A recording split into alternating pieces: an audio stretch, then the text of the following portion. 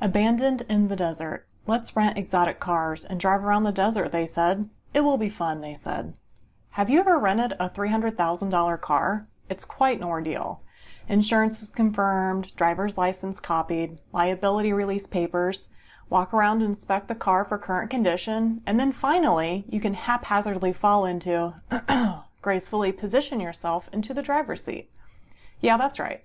I basically fell into the Lamborghini Huracan the first time, and maybe also a few other consecutive times. Don't judge me. It's nothing like my Honda Civic. The seats of this luxurious beast barely sit a few inches off the ground. My eyes could see this, but muscle memory was stronger. Mission control, we are go for pre-flight check. It took 30 minutes for the rental place to explain the buttons and knobs. The middle console was not an armrest, but a control center for gadgets I'd never even heard of until now. You see that red button? I nodded. Never press it. My eyes wide with worry, gazing at the strange man in anticipation of further explanation. It will take you out of the current driving mode and put you into racing. Basically, you will have much less control of the car. Roger that. Don't begin self-destruct mode. My friend selected a Ferrari and an Aston Martin. Instruction of their vehicles took less than 10 minutes. The rocket ship I was strapped into was apparently the most complicated.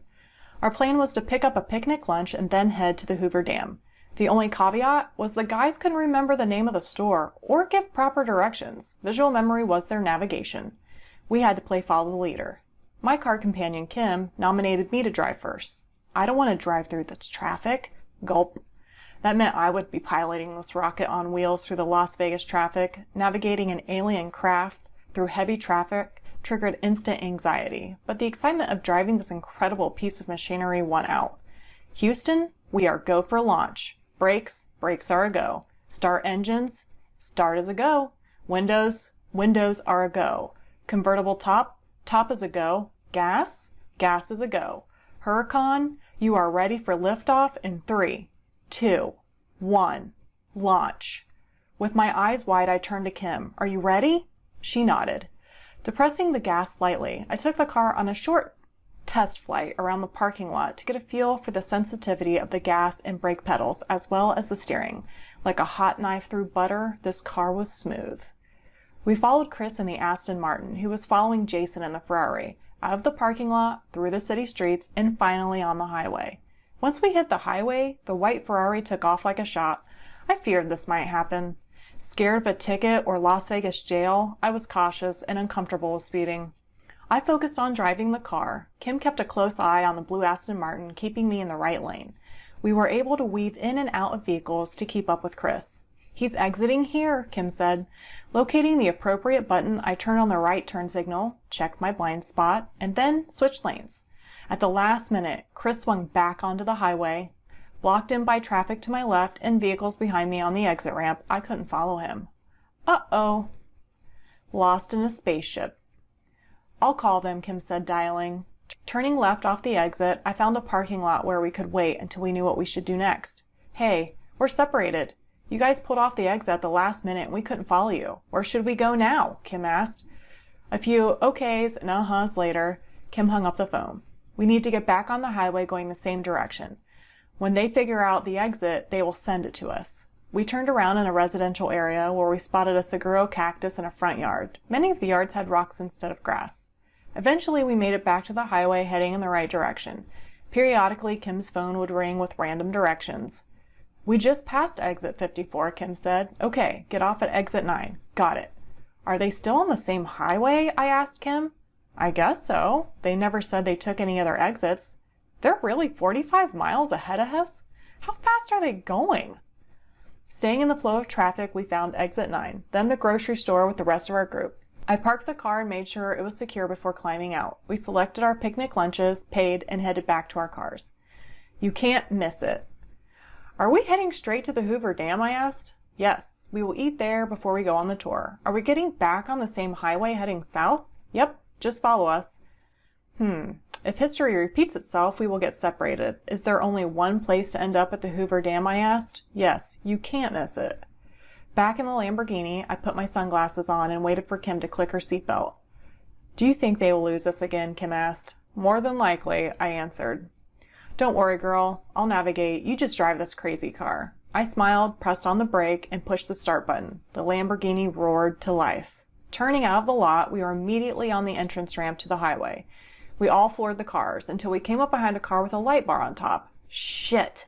Is that a cop? I asked Kim. It looks like it, Kim answered. Chris is passing him. Is he crazy? I'm not passing a cop in this bright orange Lamborghini. That's just begging for a ticket. I wouldn't either, Kim said. Progressively, Chris drove further and further away until we couldn't see him. And here we are again, separated, lost in the middle of the desert. I'll plug in the Hoover Dam into my GPS and we'll just follow the instructions, Kim offered. Sounds good to me. Siri navigated us through road construction and finally to a parking garage of the Hoover Dam. The incline for the garage was so steep that I couldn't see over the hood of the car. A parking lot attendant kindly came over to tell me I had jumped lanes and offered to direct me. Have you seen a Ferrari or an Aston Martin come this way? I asked. No, this is the only car like this we've seen today, she said. My face fell flat as I looked over to Kim. I'll call them, Kim said. Hey, we are at the parking garage. Is that where you guys are? She asked. No? You're in a parking lot? Yes. We passed a stop sign. Oh, we were supposed to go straight instead of turning? Then we should go over a bridge. Okay. I thought there was only one place to end up at the Hoover Dam and I couldn't miss it, I said. Apparently we did, Kim said. I guess we were supposed to go back to the stop sign and go straight instead of turning. Which stop sign? I asked. Do they even know where we are? How can they know where we went wrong if they don't know where we are? Kim shrugged. Maybe it was that stop sign by the construction. Okay, we'll give it a try. We navigated the twisty turns through the mountainous road going back over the dam until we ended up in a construction area. At the stop sign we went straight, or rather what would have been straight when we were coming through the first time. This is just going to put us back on the freeway. Didn't they say they got off at this exit? I asked. She nodded. Let's just see where it takes us.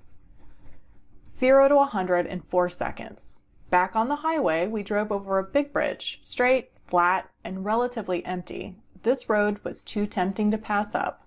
The stress of not knowing where I was, which direction I should be going, and driving around in a ridiculously expensive, unfamiliar missile reached a boiling point.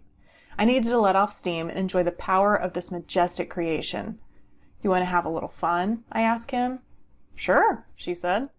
Okay, I'm going to stop the car and see how fast we can go. Are you ready? Yes. Looking around, there were very few cars. I brought the Lambo to a complete stop, looked over at Kim, then mashed the gas pedal to the floor. Our bodies were thrust back into the seats, our cheeks pulled back towards our throats, and the car launched forward with incredible power. A smile stretched from one ear to another, and butterflies of joy danced in my stomach. The speedometer climbed rapidly until it reached 100 miles an hour. Approaching other cars, I let off the gas. Holy shit, we just went 0 to 100 in 4 seconds, Kim said. That was awesome, I grinned. Allowing the car to slow down and our adrenaline to bounce, we sat smiling, pleasantly surprised with the engine's power. Kim, I'm pretty sure we're not supposed to see a welcome to Arizona sign. We both laughed hard. Let's rent exotic cars and drive around the desert, they said. It will be fun, they said. They were right.